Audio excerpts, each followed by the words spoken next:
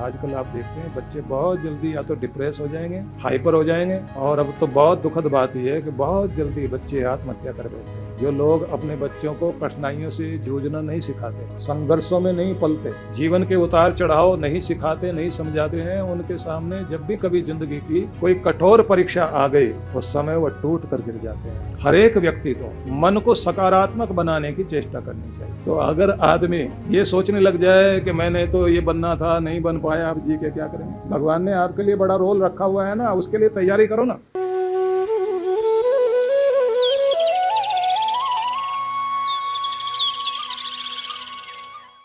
परिवार की शक्ति प्रेम में है और मित्रता की शक्ति वफादारी में है, और भक्त की शक्ति भक्ति में है, बुद्धिमान की शक्ति युक्ति में है, और इंसान की सबसे बड़ी शक्ति उसकी मुक्ति में है कि दुखों से भी मुक्त हो जाए और संसार से भी मुक्त हो जाए। तो अपनी शक्ति की उपासना करो। सवेरे आपको शक्ति के संबंध में भी बताया था कि जगदम्बा जगजननी माँ परमेश्वरी की कैसे आराधना करोगे, कैसे पुकारोगे। और हर एक व्यक्ति को मन को सकारात्मक बनाने की चेष्टा करनी चाहिए। कठिनाई में भी अवसर ढूंढो,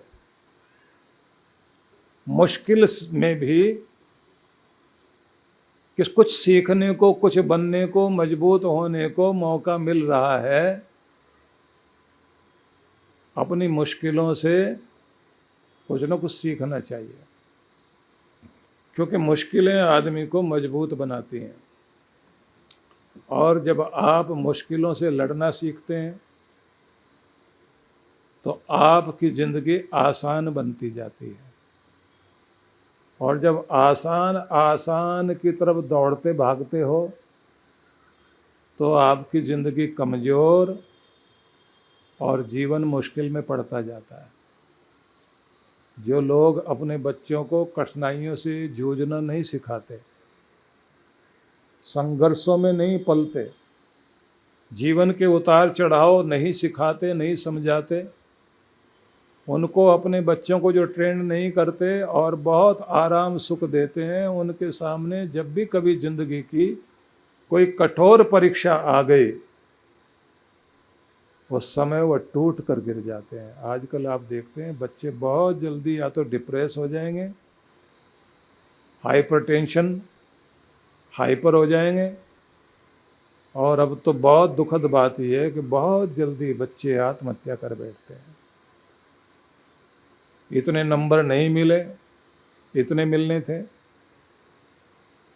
लड़कियां भी आजकल तो बड़ी ज़्यादा, क्योंकि कंपटीशन में बैठी हुई। हाँ, कुछ लड़के बहुत मस्त रहते हैं। एक लड़की रो रही थी, मेरे तो 96% नंबर आए, रो रहे बैठे। 98% आते, 60% आते, मेरा तो पेपर बहुत अच्छा हुआ। और उसका भाई आके माँ ने कहा इसको समझाओ, तो जाके क्या कहता है, जितने तेरे नंबर आए इतने में 3 लड़के पास हो जाते और तू बैठी रो रही है। क्योंकि उनको तो 33% लेके ही उनका काम चल जाता है। उनको लगता है इतना पास हो गए काफ़ी है बस।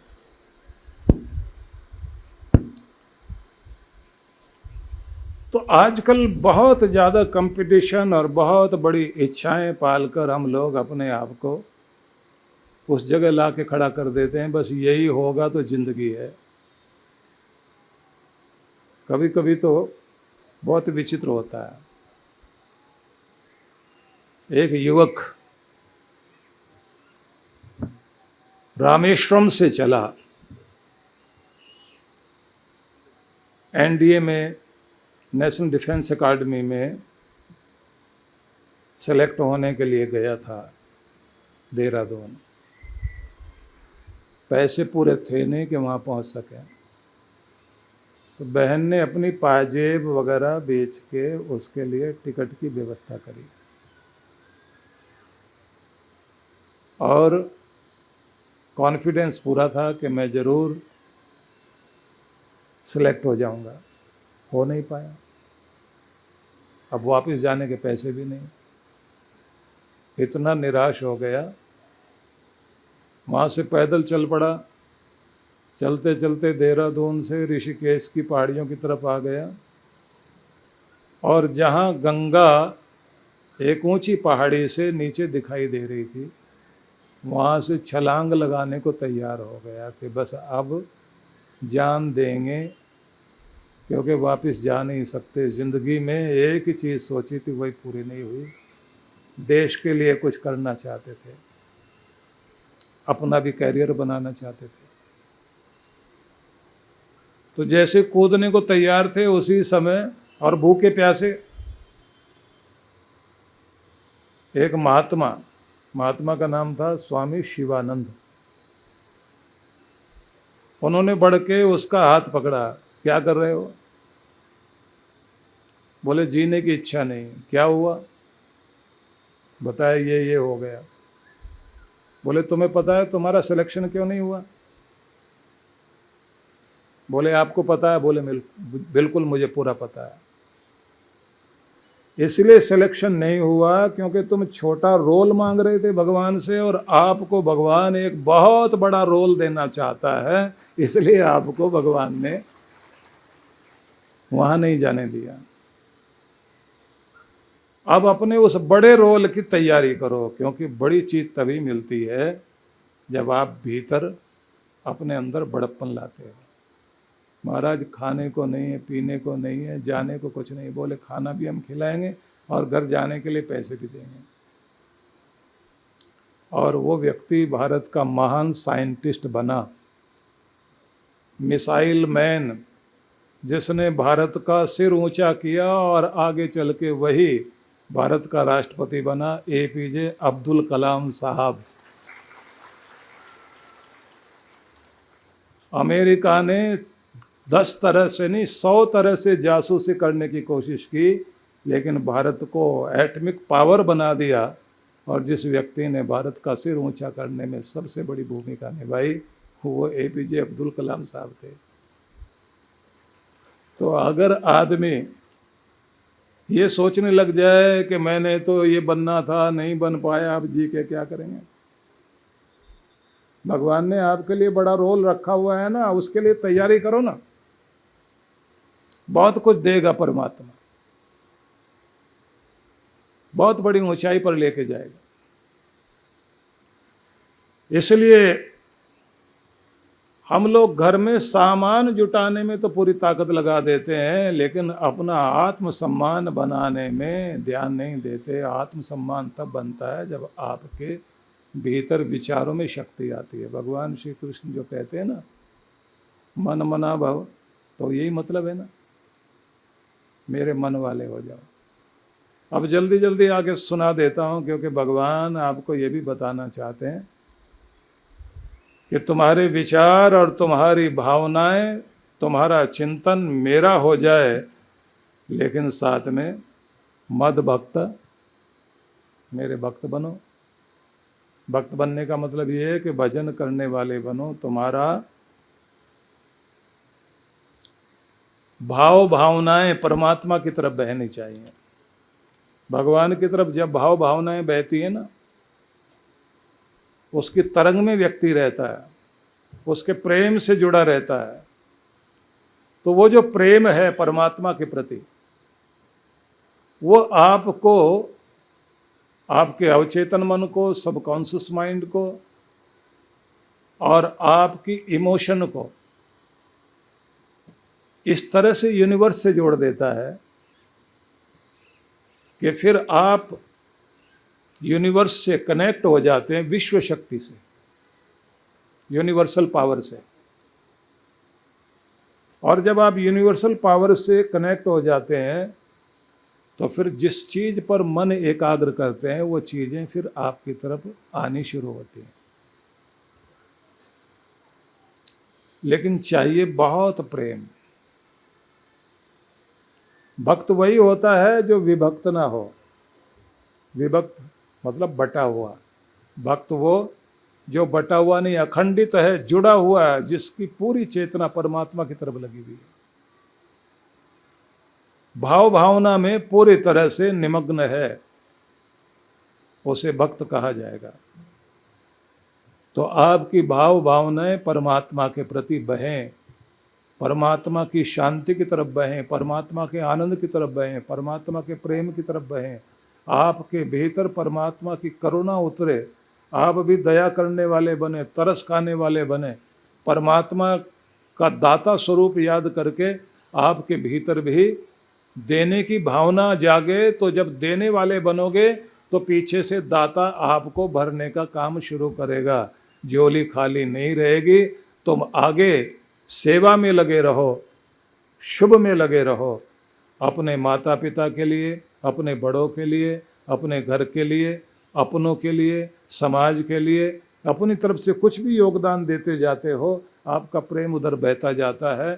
तो देने वाले को निरंतरता से समृद्धि पीछे पीछे आती है और उसको भीतर महसूस होता है कि दे रहा हूँ इसलिए क्योंकि देने लायक बन गया हूँ, देने लायक बन गया हूँ। तो देने वाले मालिक ने मेहर की भी है और दे इसलिए रहा हूँ क्योंकि वो दे रहा है, वो कृपा कर रहा है, उसने लायक बनाया हुआ है, बस मैं देता रहूँ और तू लायक बनाए रखे। तो आप देखेंगे अमीरी पर आपका ध्यान टिका हुआ है और कॉस्मिक एनर्जी से आप जुड़े हुए हैं, विश्व शक्ति से जुड़े हुए हैं। तो आपका ध्यान समृद्धि पर है, समृद्धि आपकी ज़िंदगी में बहती जाएगी। जब आप बहुत कंजूसी पे आ जाते हैं, देना नहीं चाहते, खुद ही सब कुछ अपने पास पकड़ करके रखना चाहते हैं, तो फिर अगर पैसा जुड़ भी गया, खुशहाली नहीं रहेगी जीवन में। जोड़ना भी सीखिए, उसको इन्वेस्ट करना भी सीखिए, और सबसे बढ़िया तरीका होता है परमात्मा की राह में प्रथम भाग कमाई का लगाना शुरू करो। और जहाँ ताली बजाने वाले मिले वहाँ मत देना। मतलब जाति बिरादरी में नाम हो रहा है, यहाँ देना है, यहाँ फलाने मेरी तारीफ करेंगे, कैमरे से फ़ोटो खींचेगा, अखबार में फ़ोटो आएगा, नहीं। ऊपर वाला देखे बस, उसको प्रसन्न करने के लिए दीजिए। और सही जगह दोगे तो आपका ऐसी जगह बोया गया जो उगकर आपकी ज़िंदगी में आएगा ज़रूर। और देने का तरीका केवल इतना ही नहीं है कि धन ही दें।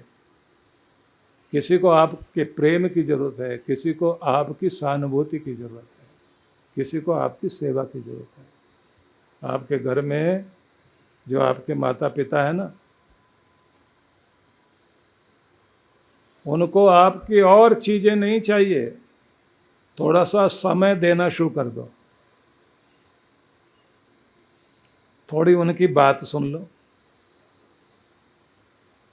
और कभी कभी जताओ भी सही कि आप हमारे लिए क्या हो। परमात्मा ने जिस समय